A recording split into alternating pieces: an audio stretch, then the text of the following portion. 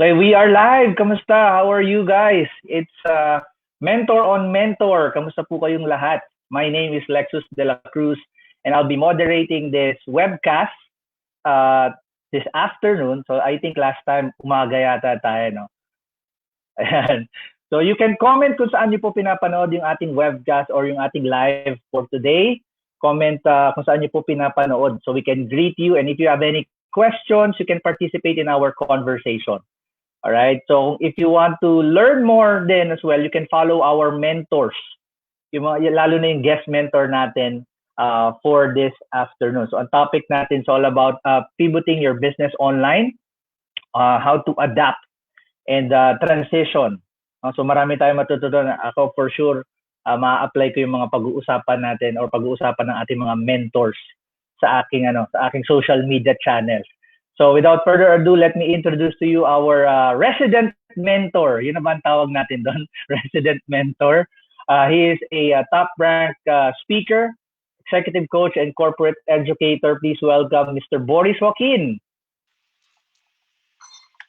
Hey there. Yeah. Hello, Sir Boris. Tama yung resident mentor. Hindi lang ako. Ikaw din, Lexus. I don't think it's just me. Pareho tayong resident mentors or mentors frontliners. Yeah, we're providing education habang nasa bahay ang mga tao. So para di kayo maboring. Since wala naman mga channels ngayon sa TV, might as well join our conversation and learn, di ba? Pwede nyo ma-apply, may mga matututunan kayong skills and new learning sa pwede nyo gamitin after ng itong quarantine na to. So back to normal na, I guess, or new normal, back to new normal na ang buong Pilipinas. And I hope you're doing okay, you're safe. So ayan, sige, welcome natin din yung ating guest mentor, no? He is a digital marketing coach and a strategist. He helps small to medium business owners and entrepreneurs create success online. He currently runs his own digital marketing agency that helps MSMEs across the Philippines. So please welcome Mr. Ben Francia. Hi everyone. Hello, Good sir. afternoon. How are you? I'm good. Thanks for inviting me. Thanks, Boris, for having me here. Looking forward to all for the past couple of days. Ready ka sa live webcast, Sir Ben. Talagang mukhang marami kaming matututunan sa ni Sir Boris kayong I hope so. Mga viewers. I hope so. All right, so I guess we can go straight to the topic para ma-enjoy naman ng ating mga viewers. Again, guys, if you're watching this, comment and share us kung ano yung mga natututunan nyo din. And if you have any questions, feel free to join our conversation. So, take it away, guys. Okay. Yan. Ang ganda na setting mo. Kailangan kasi maitim ako eh. So, kailangan may extra lighting. I like the vibe. Parang lahat ng nakitang setup mo is already there. Ben, thank you for accepting this. We're following a particular parang topic trend for the past few weeks. We launched this parang, alam ba? We only launched this 2 weeks ago, actually. We launched it with Anthony. We talked about transitioning, and then a week ago we talked about getting back to business in terms of how do you prepare your employees, and the topic now is pivoting online, and then you're the perfect resource person kasi nga I already had in mind. I was the first time na nakita ko may Logitech 4K ka na, sabi ko mukha si Ben talaga. Albert ang pangalan nito eh, so I keep saying Albert. Sabi ko si Ben talaga ang perfect resource person nito. Why don't you tell us a little more about what you do and how did you get to be where you are right now? Siguro baka people will be interested. Sige. Ben. So, I won't take much of the time. So, just a few minutes kung kwento ko lang how I started. Prior to digital marketing, prior to getting into technology, I spent a couple of years inside the monastery. So, monk seminarista po ako. That's been my background since. And when I left the monastery, since I have background in graphics, I'm really more into technology, computers, assign ako sa printing press ng monasteryo. The first job that I got was into e-commerce, doing graphics for e-commerce. That's where I learned web development. And this was with the startup e-commerce company. And after 3 years, started doing freelance, built my own website, built websites for several small businesses, and started getting clients that are based offshore. When I was starting out, Boris, I have a confession. I really didn't want to work with local companies at that time. This was before 2010. Uh-huh. Kasi parang feeling ko, parang local Philippine companies at the time weren't ready to go digital. And it takes a lot of effort. Like building a website would take you like 3, 4, even 6 months, di ba, to build a website. Dahil ang bagal ng turnaround ng content. So, I worked with companies that are based in the US. I was quite fortunate to have clients who were in the digital marketing industry talaga. I got mentored by these gurus. Kasi I had to they asked me to hire, train, and manage their outsourcing teams here in the Philippines. So they really had to train me and mentor me. So when I turned 40, parang sabi nila, di ba? Turning point palagi when you reach 40. Parang may invisible hand na bumatok sa akin na, huy, tumulong ka naman sa your fellow entrepreneurs and fellow small businesses. So I then realized that I've been blessed with so many opportunities and learnings in digital marketing that it's about time for me to share my passion and expertise in digital. That's when I started doing trainings. And what I experienced when I started doing trainings, consulting, and coaching small businesses, parang sabi nga nila, di ba, Boris, when you give, parang you receive 1,000-fold.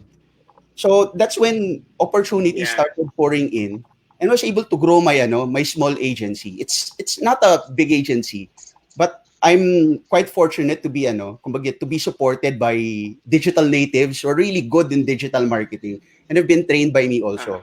So right now, that's what I do. I do trainings, mostly corporate in the past couple of years, but because of what happened recently, COVID, I started going back into doing public trainings online.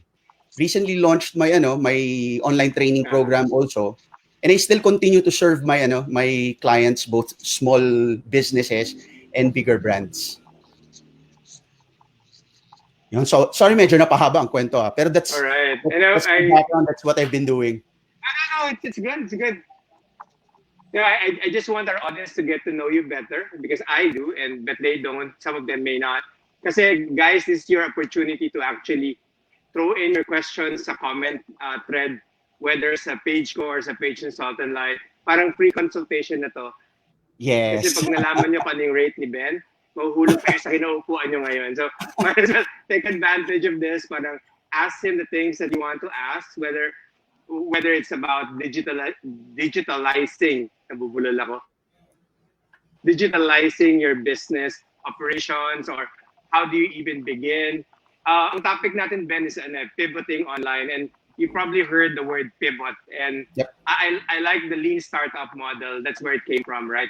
So basically, that lean startups are successful because they know when to try something and then pull out if it's not working, and that's where pivot actually came out. When it works, you persevere.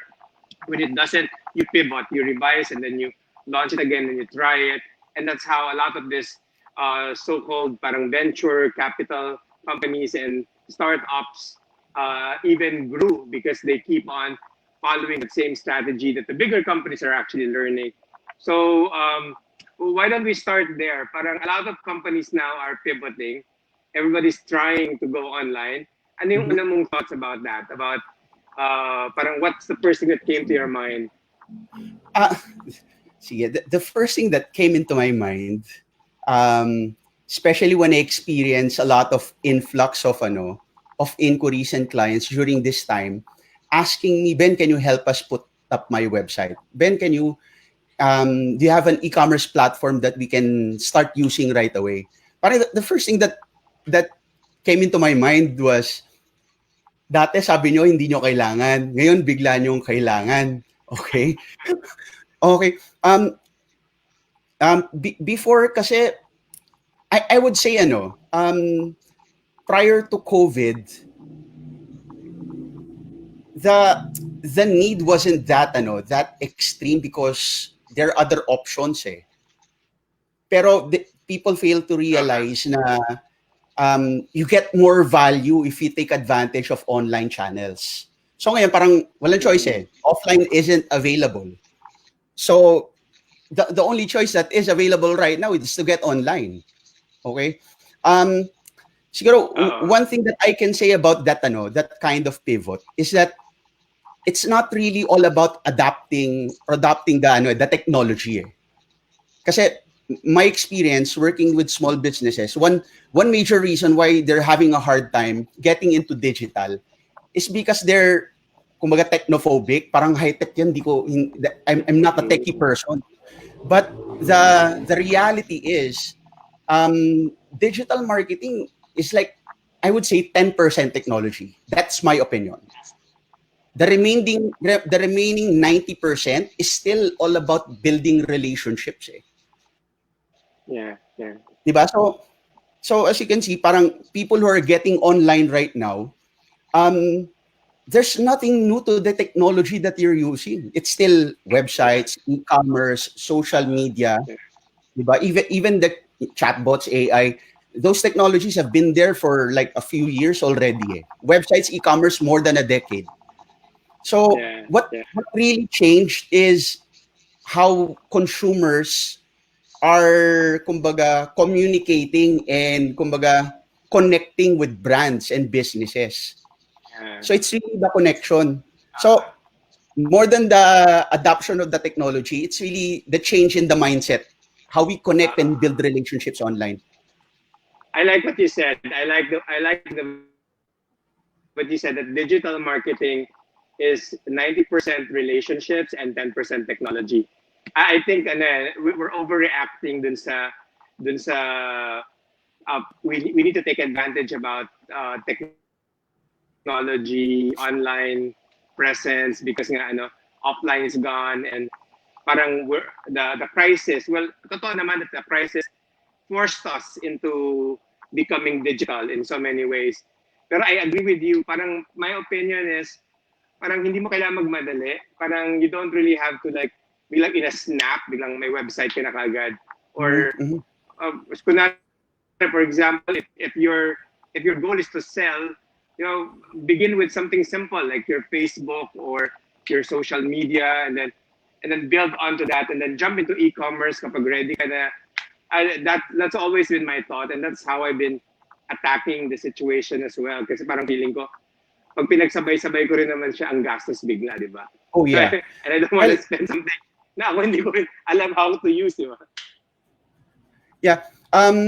Since you mentioned cost isn't really kumbaga a barrier in getting online, in adapting a digital business model.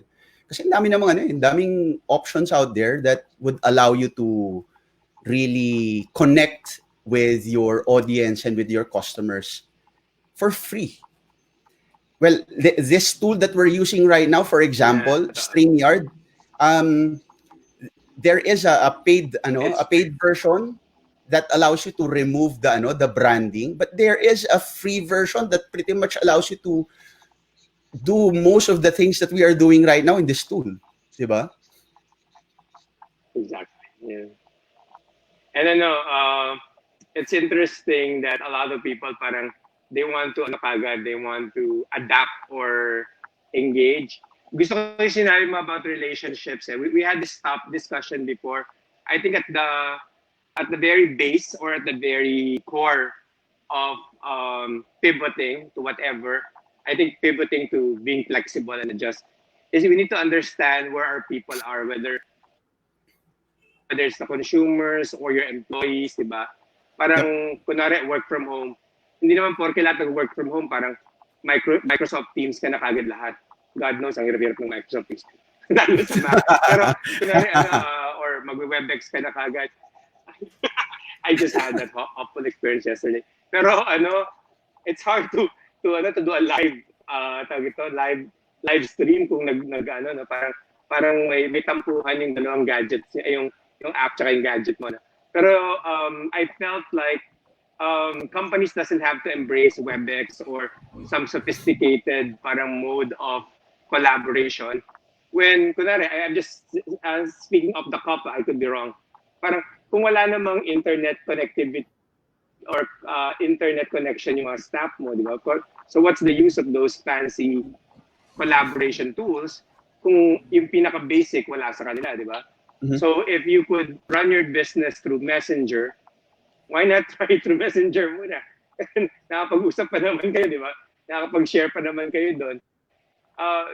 What do you think about that? That's me being a kuripot. Kuripot mind, pero at the same time, I'm just being realistic, di ba?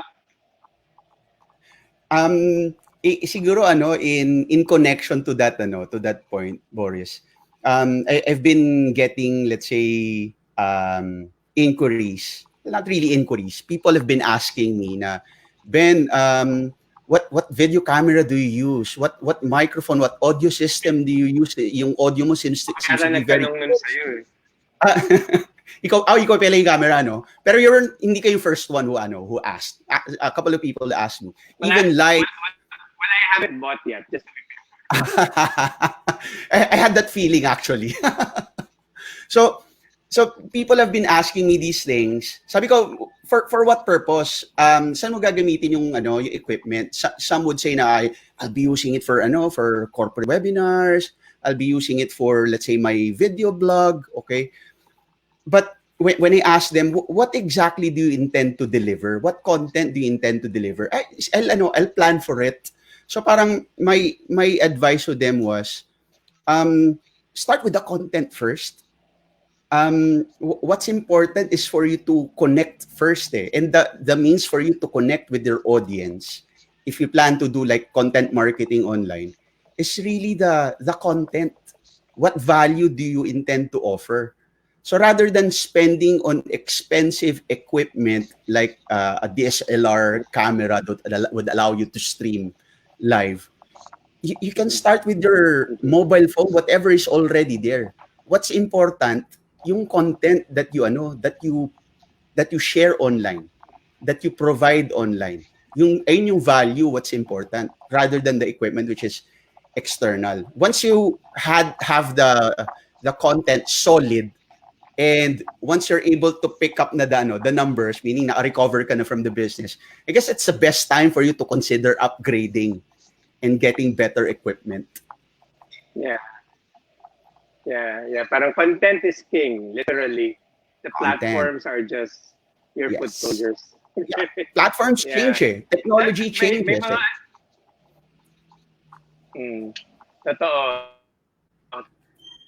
Totoo. May mga I saw Rafi and Martin in the comment thread, and I just want to say hi to them. And there's a lot of people who's following us right now, listening, and they'll probably ask their questions later. Pero i-walk through mo ako, kunwari, I have a small business, and kunwari, I'm selling my coaching services, and at the same time, I'm selling books, or ebooks, parang ganon. And so I used to do face-to-face with my client. Biglang nawala na yon. So wala nang face-to-face. What advice would you give me? And meron akong website, pero ang website ko, brochure lang. It's a brochure website. Basically, lang siya. It's nice. The layouts are nice. It's not functional and all that. Meron akong mga static social media pages that has been neglected for like half a decade now. But that's biglang yun. Half of my revenues have been cut. And so what advice would you give me? My first advice would be, before you kumbaga panic and start to, kumbaga, identify ano pa yung mga digital ways. How can I pivot digitally? You pause first, take a look at your customer list, and reconnect with them muna. Kasi it makes more business sense to maintain your existing customers. Okay. And it's a lot easier to remarket to these people manually, by phone, without these kinds of technology. And kumbaga, keep your business afloat. That's the first, that's the first step. If you're the kind of business who really got slapped by COVID. So that's first. After that, syempre, the next step is really to take advantage of the internet to pivot na, to start adapting digital ways of doing business. The first thing normally that I do is do a quick online audit. Like, what kind of online presence do you have? Syempre, we check out your website, your social media pages. Ano yung kulang doon? What needs to be optimized? We also check if your brand, your name, say for example, if this is you as the example, if we Google you, do you show up in the search results? If we Google you, do you show up, let's say, in social media pages? So if kung merong disconnect, like if I Google Boris Joaquin, other people show up, that's something that we need to address. Kasi we need to consider then that people right now, maski na, let's say, they're having a hard time, let's say, connecting to companies, they're using the internet looking for providers. When I was reviewing some of the industries, particularly the companies that I've been working with, there is a significant decrease in, let's say, sales. However, when it comes to online interest, it's still the same, meaning the search volume, the search trends, it's within the monthly average. So therefore, people are still interested. They're just not in the, kumbaga, in the space of buying. In the spending, in the buying mode. Yes. So therefore, it doesn't make sense for you to stop marketing. Brand marketing is still what you need to invest on during these times when business is down. You still need to be top of mind. People need still to recall you. And whenever somebody is looking for a provider like you, a consultant like you still need to show up. Ikaw pa rin dapat ang top of mind, hindi lang sa tao, but also in the platforms online. So, yun, online presence, online branding needs to be the second step after making sure that you have, let's say, your existing customer base intact. So that's the second step. Right. So, go ahead.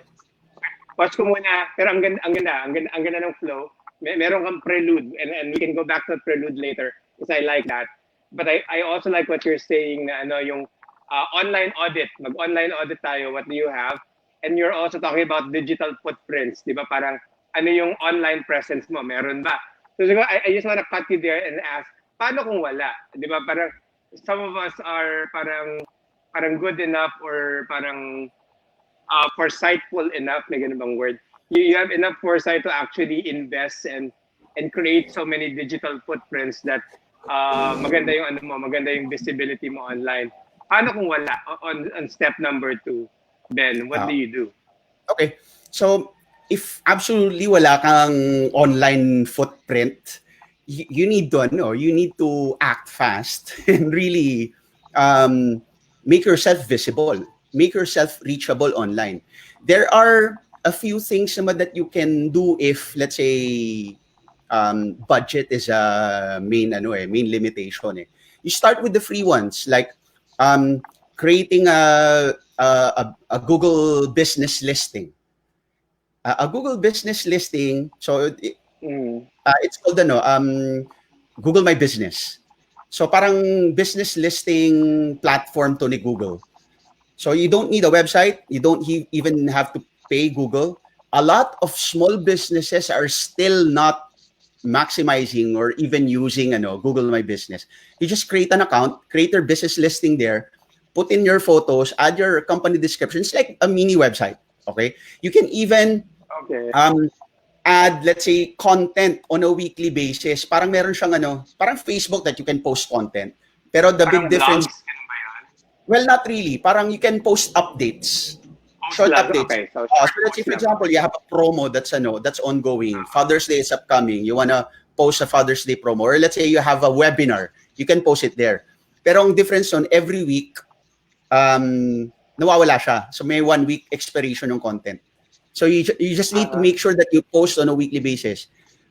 That's very powerful. I've received so many inquiries and leads just through Google My Business. Okay. It shows up in Google search results. Like half of the page on your right panel, it occupies that huge portion. So, mas una mo siya napapansin. Okay. And the only cost for you to do that, elbow grease lang. Talagang you just need to do it. You just need to create it. And it's Google's, meaning Google owns it, and Google prioritizes that over other platforms. So take advantage of free tools like Google My Business. Of course, you have Facebook. Kaso everybody's on Facebook already, diba? What else can you do outside of Facebook? So that's my suggestion. Once you've exhausted na all these other free tools that would allow you to kumbaga increase your online presence or digital footprint, start considering na kumbaga level up na. You put in a little budget. This is always a point of discussion. Sobrang habang discussion to. Na, Ben, hindi ko naman kailangan gumastos para sa website ko, di ba? Ako na lang gagawa. I'll use Weebly, Wix, or WordPress, di ba? Okay, let's admit it. You guys are not professional web developers. So, as an output, yung website nyo, your business website, your brand website, hindi siya professionally done. Hindi siya professionally made. Okay? There's a reason why there's added value, there's good value to outsource it to professionals kasi they know what they're doing. Okay?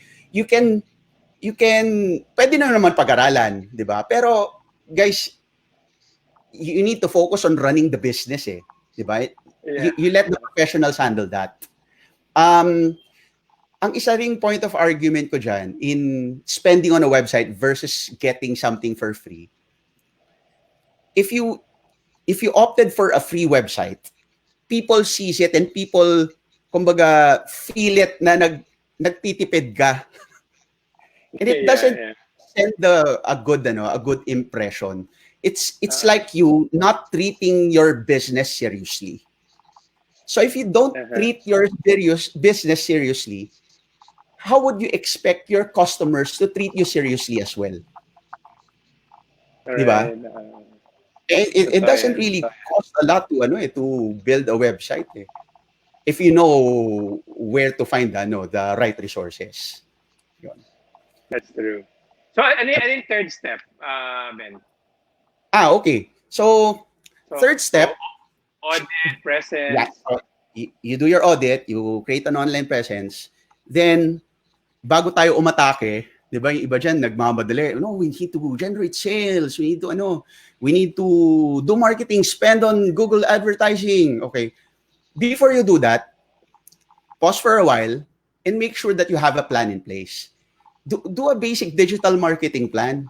'Di ba? Before you go all out to the war, you need to make sure that meron kang battle plan and you have clear objectives and you have a clear strategy in place. And when I say you need the digital marketing plan, I'm not saying you create like parang thesis na 20-page, 30-page digital marketing plan. No. A basic digital marketing plan entails lang naman na you do situation analysis, which is the audit that you already did, di ba? Then identify an objective, okay, a goal that is realistic, substantiated by where you are right now.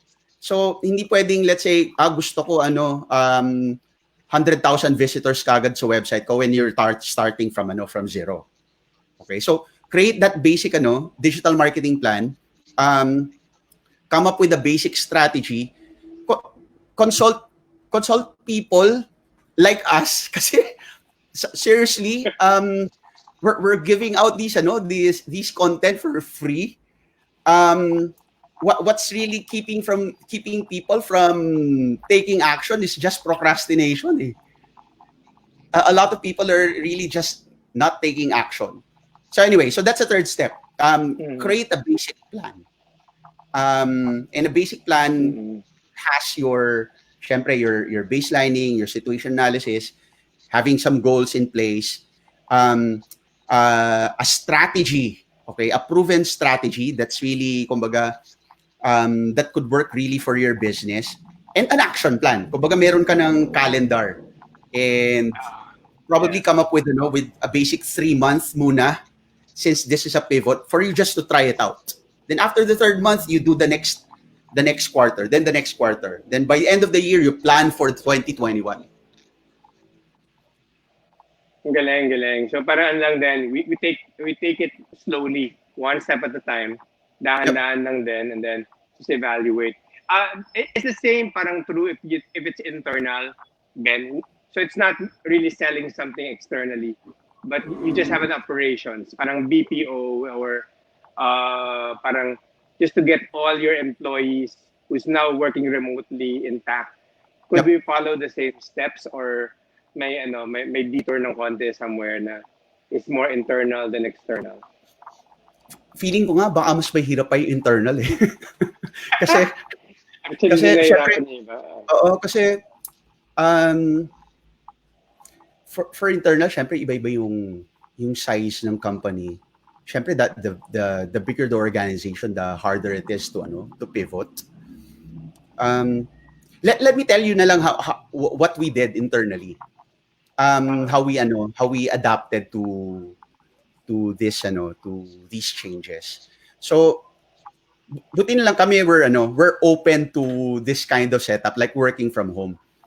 With the guys, the team, we have people who are like 100% working from home kasi they're based outside of Metro Manila. But for the people who are based in Manila, they work like once a week, twice a week from home, pero they still prefer working in the office. Number one, because of the strong internet connection.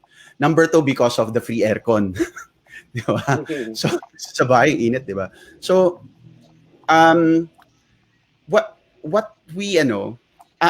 I did, since we're really forced into this situation to work from home, I made sure that everybody in the team is, kumbaga,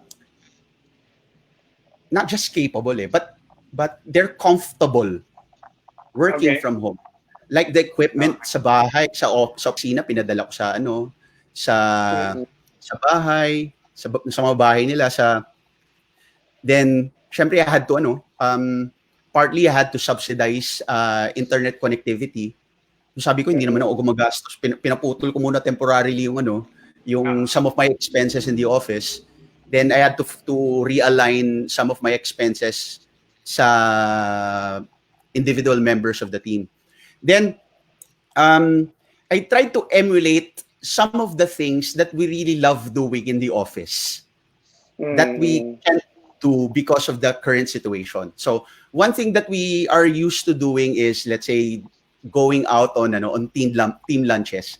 We love to eat together. So since hindi namin pwede gawin yon, every Friday lunchtime, we have lunch together via Zoom. Virtually. Okay. Virtually. Okay, yung iba nagiinuman, pero kami we do lunches, and that's something that we do regularly. One thing that I did personally is I made sure that I'm more connected to my team members. like I do, we do the daily calls. Okay, then the individual teams, departments have their regular catch-ups also. But ako, I make sure na, let's say, every other week or every 2 weeks, I do one-on-ones with the individual members of the team. More of like coaching. Kamustahan lang talaga. How are you right now? What are your challenges? We as business owners, we need to shift from being just purely managers and bosses to be to be coaches and even friends to our employees, kasi etong times na to talagang ayun ang kailangan nila. So I guess because of those things that we did, I would say that we are more connected now. So irony, we don't see each other physically, but we're more connected than ever. Not because of technology, but because of the effort in connecting. Parang you're concerned with a human being. Yeah. Connectedness is more important than connectivity. Ben, stop lang muna tayo dito kasi apparently we have questions already. Baka lang we need to plan. Alright, yeah. Grabe yung value na ng discussion. Actually, guilty ako doon sa sinasabi ni Sir Ben na you have to really know your content first before going all out. Tsaka napag-usapan natin to ninong last time, di ba? Bakit ka nag-unsubscribe? So, medyo tinamaan ako doon. But anyway, meron tayong question dito. Sabi ni Sir June Delioso, what are the practical first steps for non-online businesses to go online? I think nasagot mo siya kanina. Well, that's a good question. Paano kung mga kunwari, siguro one industry is the hospitality business, Ben, or yung mga resorts. Si Lexus, ang business niya, travel and tours eh. So, what do you do? Because basically, naapektuhan sila eh. By the way, Google Business helped me a lot. Yung sinasabi ni Sir Ben. It helped me a lot in Google Business na yun. Most of our inquiries, searches are from Google Business. No, yung travel and tours. But yun nga, medyo talagang kami yung unang pinakatinamaan doon sa COVID. So, yeah. Sige. So, those are two questions. Yung non-online business to go online. Then the second question is, what if you're the kind of business na talagang tinamaan ni COVID na no operations ka absolutely? Let me answer muna the first question. The first question, I think we already answered that earlier. So, June Deloso, June is a friend of mine. Hey, June. Si Tito June. So, just to echo lang the discussion earlier, reconnect with your existing customers, then audit your online presence, then start getting online, increase your digital footprint, then create a plan, then go all out before you do all these things. So, second question, yung question ni Lexus, paano kung if your business belongs to the industry na talagang tinamaan, as in there are government restrictions like into travel or hospitality. Going back to what I said earlier, since you really can't operate, wala ka talagang magagawa doon, but that doesn't stop you from providing value to your customers, to your audience. So stick with the brand marketing strategy pa rin. Be present, be always there, be visible by connecting to your customers. Your value proposition is not just the product that you offer. Your value proposition is the overall experience that you provide your customers. Example ko palagi, Starbucks, no? I'm a coffee lover. Everybody knows naman na Starbucks doesn't give or provide the best coffee, all right? But why is it that so many people, both coffee lovers and non-coffee lovers alike, patronize Starbucks? It's not because of the coffee, but because of the experience that they get when they go to Starbucks. So it's the same thing, di ba? you can still maintain that connection for as long as you create that kind of kumbaga, connected user experience with your customers through the content that you create and the connections and engagement that you build online. Alright. Pero paano kung talagang yung business mo, kasi nga stop operations, so wala kang kinikita. So do you just build awareness so that when you operate back, you're good again? Sige. So, along that point, syempre other things that we can do, let's try to identify other opportunities na pwede tayo mag-pivot ngayon. So what are those other opportunities? Do we use the travel agency as an example? Let's use that na lang. Travel agency example. Ang hirap ng travel agency example. Sige. Sige. But it's real, di ba? Siguro ako ang titignan ko, number one, if I would innovate, let me check on, let's say, targeting. Is there a particular targeting that I can, kumbaga, refocus on right now? Not travel agency as an example. Here's another example. This is a client of mine. They have their own fish farm and they sell, wholesale, distribute fish products to restaurants. So since restaurant sarado, wala silang order, wala silang negosyo. So they had to pivot. So they then realized na, hey, there's opportunity in doing retail.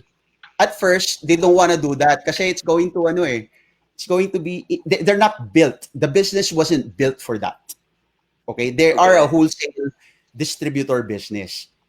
Pero, hindi nila pwede ilaban eh. Kung ilaban nila, lalo walang opportunity. So, what they did, they explored the opportunity of going into retail. Since they're open to it, they're not non-technical, they still pursued putting up an e-commerce site. If you see their e-commerce site right now, it's not the best looking e-commerce website.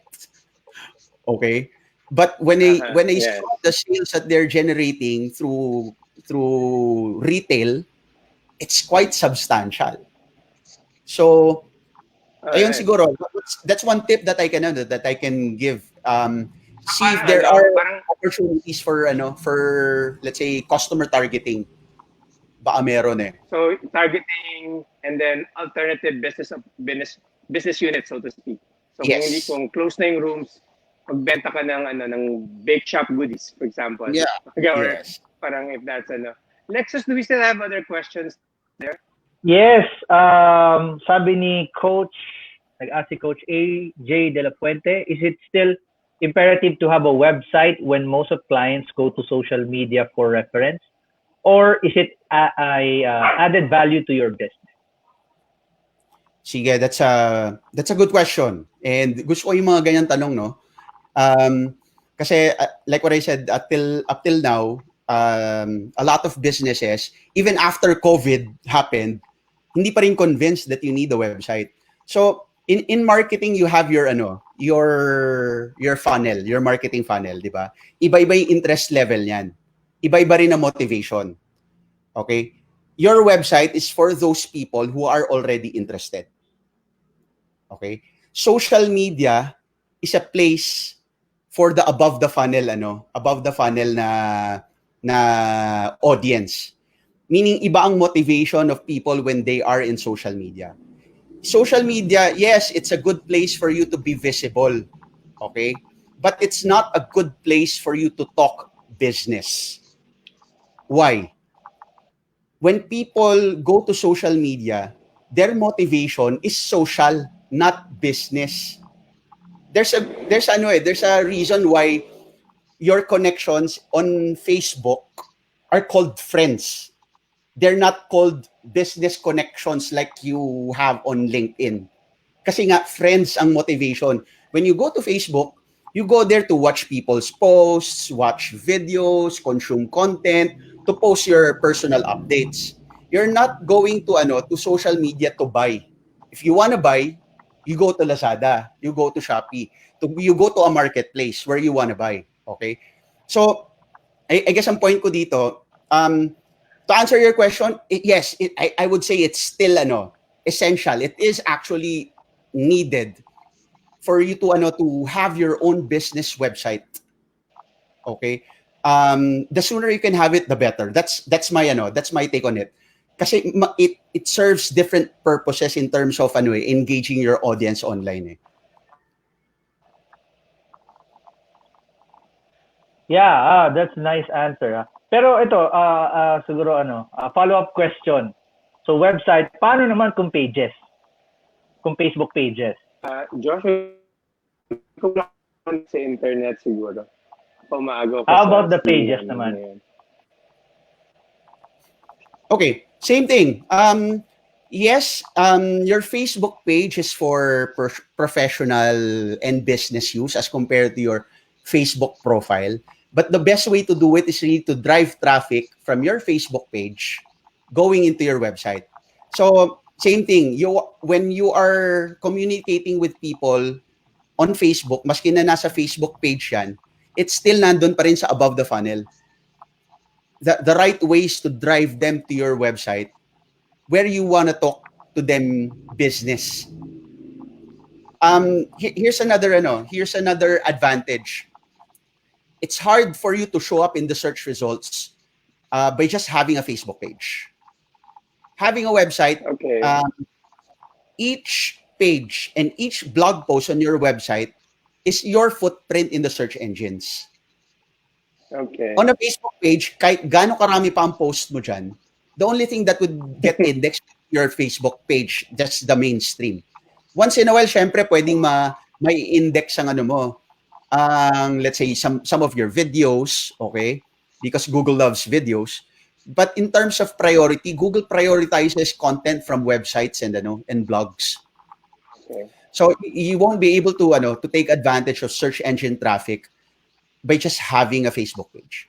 Then another reason, yung sinabi ko kanina, I guess the only reason lang naman why people don't want to have a website is really the cost.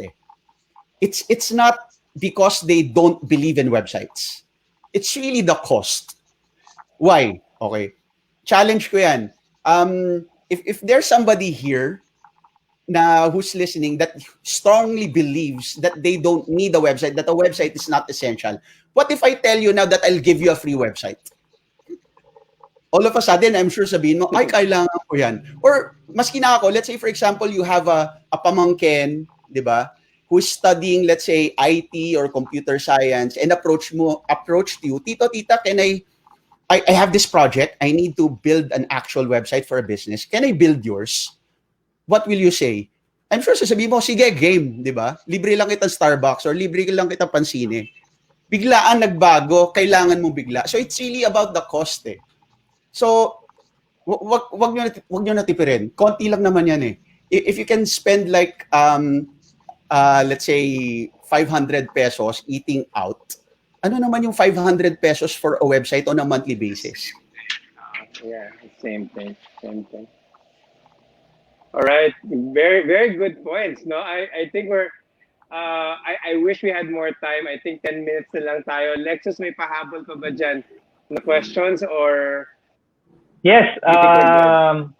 So let's go back kay Sir June. Taking your prospective buyer from Facebook social media platform and into your website, doesn't that become a friction point in reaching a transaction? Taking your prospective buyer from Facebook social media platform into your website, doesn't that become, okay, sige. Sige, that's a good question. In marketing, when marketing to a group of people, you don't know that it's a given fact that not everybody will convert. Only a small percentage will convert.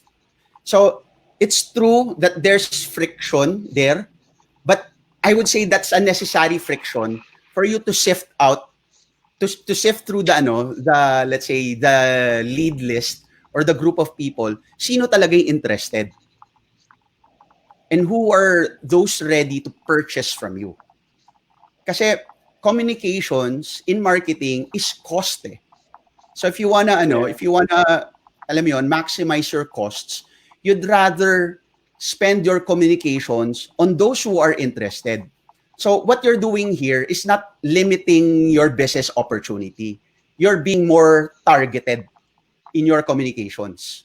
So those people who will go to your website, those are the people who are ready to purchase. Then you communicate that to them in that way.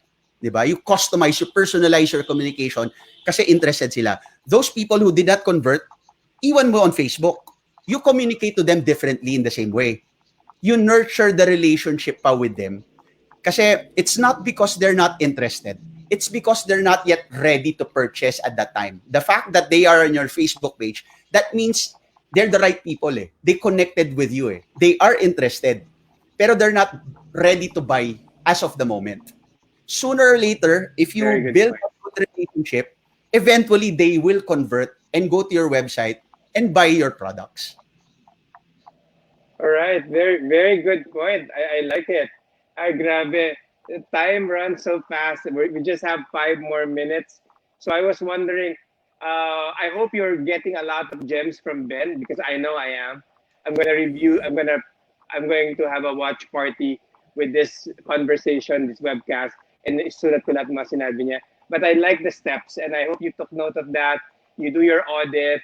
You assess your online presence, and you do your action plan before you even start doing a lot of the steps. And I also like what he said that it's not 100% technology, it's 90% relationship, your relationship with your people, your customers, and only 10% all these other things now we are so awkwardly obsessed into adapting all of a sudden because there's a crisis.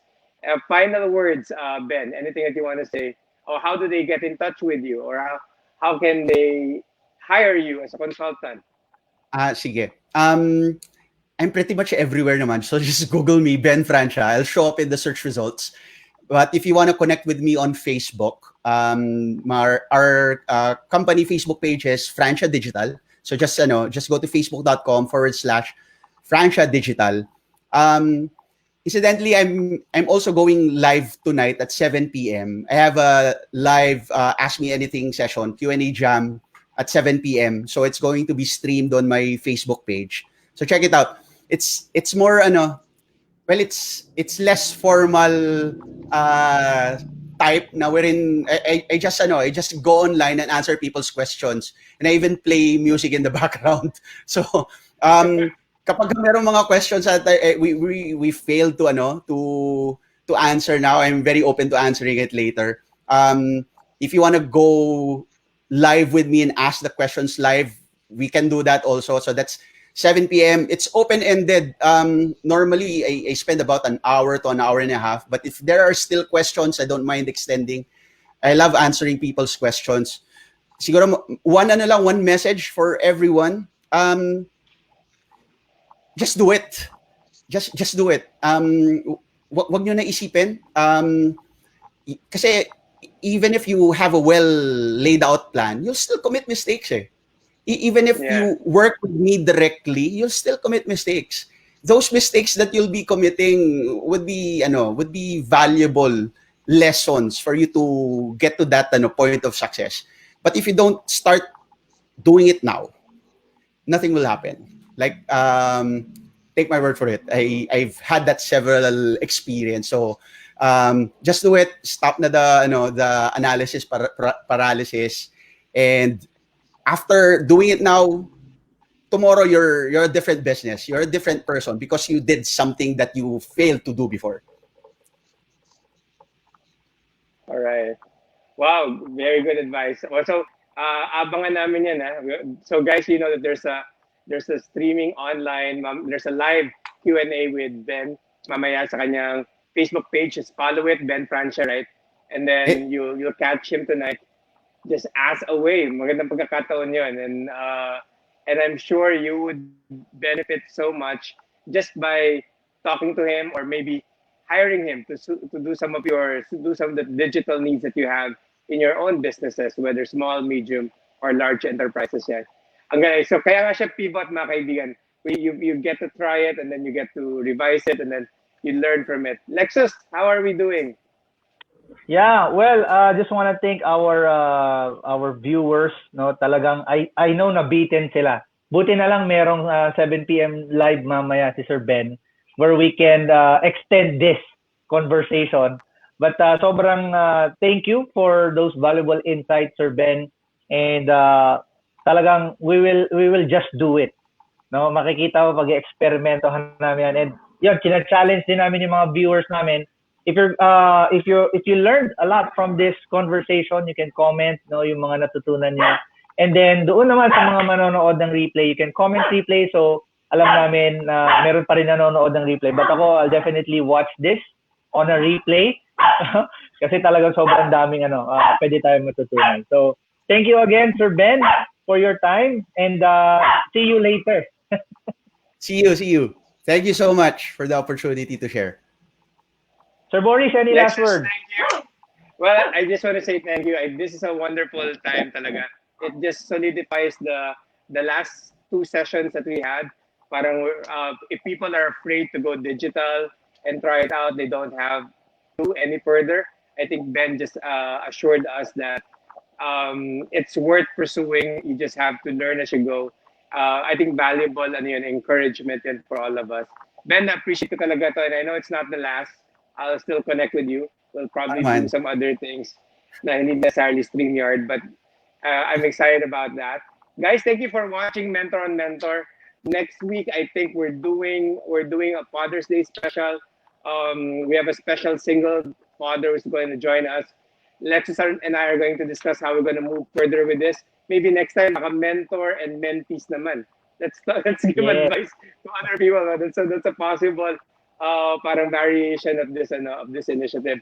Ben, thank you. On behalf of people who's following us on Facebook and on our business, we appreciate you giving time and giving your insights today. My pleasure. Thank you. Bye, All right, guys. bye-bye, guys. See you again next week. See ya.